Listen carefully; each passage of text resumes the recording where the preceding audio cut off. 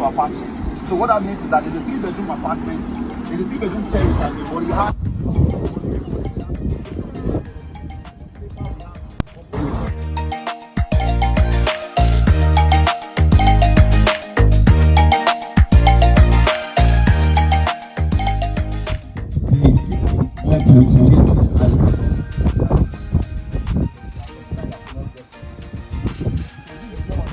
and what goes on?